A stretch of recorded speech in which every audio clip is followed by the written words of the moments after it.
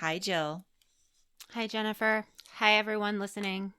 Hi. So, I wanted to do a little bit of a prologue before jumping into our next mini meditation, which is going to be on connecting with family members on the other side. So, thank you for joining me, Jill. I am so honored to be here on the mini meditations with you. I have gotten some positive feedback so far on the mini meditations. I started off doing healing and then stress relief. And honestly, I think that was like more for myself. Just like what I You have it on repeat? Uh-huh.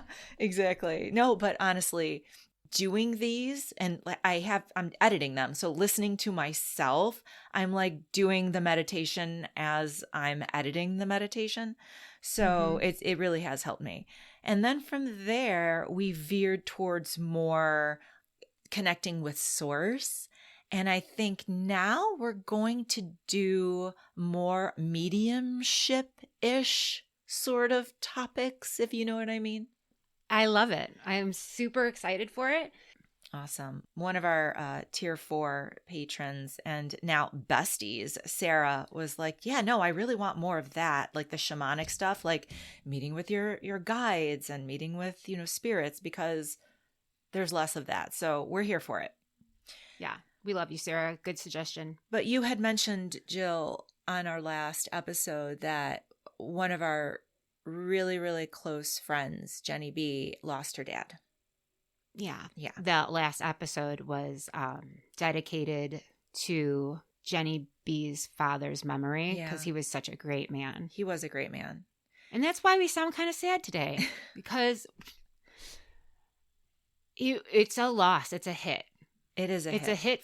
It's a hit for the world, to be honest with you, because he was just such a good person. But can we talk a little bit about him and share with you guys this wonderful, wonderful, uniquely superior individual that the world has lost? Let me just start by saying I went to high school with Jenny.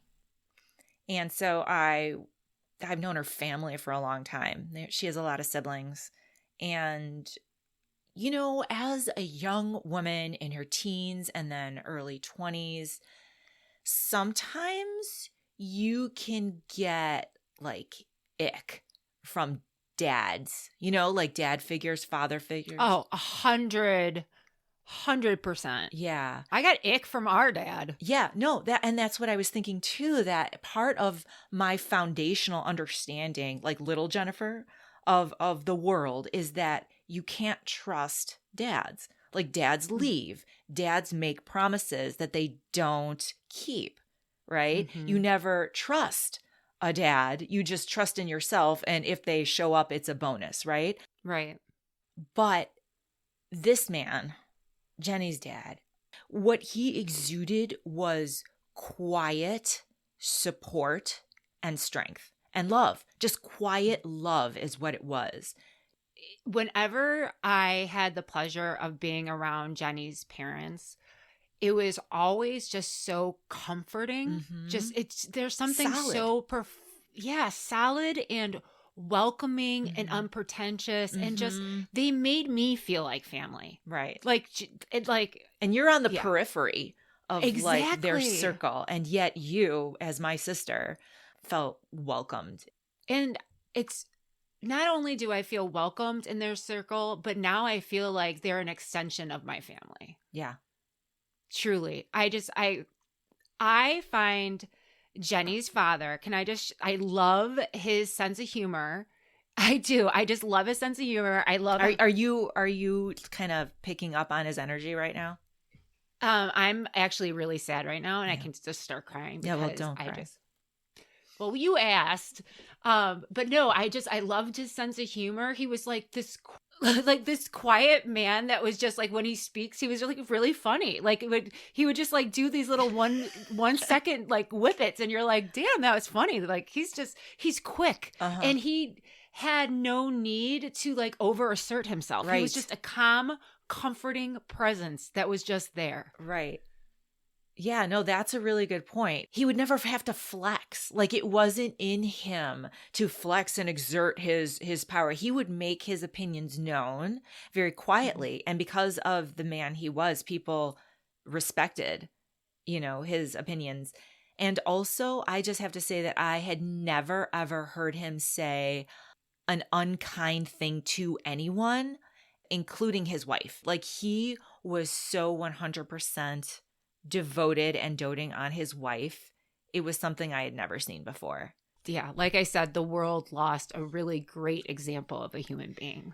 And how lucky for Jenny and her siblings to have such a wonderful, wonderful father. And just to be able to say, like, I knew a man like that. Like, I know, like, just an example of just a wonderful human. Yeah. is something that I'm grateful to have seen. I was at the wake last week, and I like to tell this because I think it's kind of funny. I show up, and there's a long line. And you know how those funeral parlors are set up. There's the rows of chairs in the middle, and then there's kind of a narrow aisle on both sides, and the casket's up at the front. And so I show up, and there's a long line. Of course there is. There's a long line getting to the front where Jenny's standing, and Jenny's mom and some of Jenny's sisters. And so immediately I think, oh, I don't want to stand in this line. Like, it's so beneath me to have to stand in this line. Oh, I forgot to say this first, though. In the car driving there, I remember saying in my head out loud to Spirit in my head, you know what I mean? Like, so I'm saying to Spirit, is he going to come through? Because I didn't think that he was kind of a woo-woo person. And sometimes spirits that pass don't come through if they're not if they don't buy in. Do you know what I'm saying? Right. And so I remember thinking that, and then I remembered a memory came into my consciousness. And when Jenny and I were in our early 20s, we were shopping somewhere. It must have been a grocery store. I don't know. But there was next to the cash register, like a little display of horoscopes. And they were scrolls. Like they were long, and they went through the entire year. It was a horoscope for a year. And they were rolled up and like taped into like this little scroll. And I remember Jenny picking one up and saying, oh, this is my dad's sign, and buying it for 99 cents. And then afterwards, she had told me, Jen, he opens that thing up and he consults it all the time. And I'm like, seriously? That's so surprising. And she's like, no, he does. So I had that memory driving to the wake. Okay. So now I'm in the wake. I'm waiting in line, kind of feeling begrudging about it. Like, man, I really should be up there. And yeah, you don't want to be an asshole. No, I don't want. Everybody else is waiting. I don't look like I'm more important than anybody else who is there to support them. Right. So I'm standing in line, and Aaron comes up, Jenny's husband, and says to me, why are you standing in line? And I'm like, I know, right? I should be up there. He's like, get out of line and go up there. And I'm like, no, that would look bad. I'll just stand here and wait. So I was standing there and waiting, and he walked away from me. I was by myself, people in front of me, people behind me. And then I feel like someone's pushing past on my left, like from behind. And I can't say that it was a physical push, but I felt the energy of someone moving past me. You know what I mean? Mm-hmm. Yeah, like someone kind of like moving you. So I feel the energy of someone moving past me, and I turn to say, oh, I'm sorry, and like step to my right. But as I turn, there's nobody there.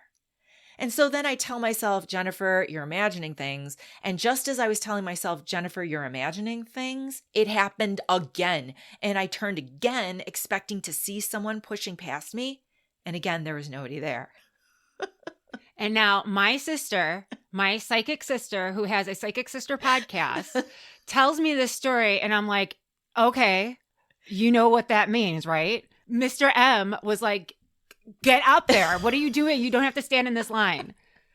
It didn't even occur to me that I knew it was him, but it didn't occur to me that's what he was telling me until you told me that. And then I was recounting the same story to Jenny, and she's like, yeah, he was telling you to come to the front. And I'm like, damn it, does everybody know now what Spirit is trying to tell me? I guess I'm just a little dense sometimes. But then I do get to the front, and I talk to Jenny, and I say to her, I was wondering if he was into this because I know he wasn't woo-woo. And she's like, oh, he was a believer. And then she shows me that she had been just the day before to Kohl's and they had horoscope necklaces, and she was going to get a Taurus horoscope necklace, which is 7 stars, and get one for her mom. And her sisters were texting her, I really want one too. And so they all had one. All the girls had this charm. And I realized that he was validating that in the car when he showed me that memory of him and Jenny buying him his horoscope. Then I get there and they're all wearing his astrological sign around their neck. He's validating he knew that they had done that. And he's validating that he appreciates it. And he's here in Yes. spirit to communicate. So when you're thinking like, oh, would he? He was like, not only would I am. Right. And I am accessible, not just to you, but to my family. So we wanted to talk about Mr. M and this family's situation because it really inspired this next mini meditation that I hope many of you will use to connect with family members that you have lost. So with that, we're going to go to mini meditation number 4, connecting with family members on the other side. And I'm going to go through a meditation that actually came to me from Spirit. I love it. That makes me super happy. Yeah? Yeah. Okay. All right. Love you. I love you. See ya. Love you guys. Thank you for listening. Bye-bye.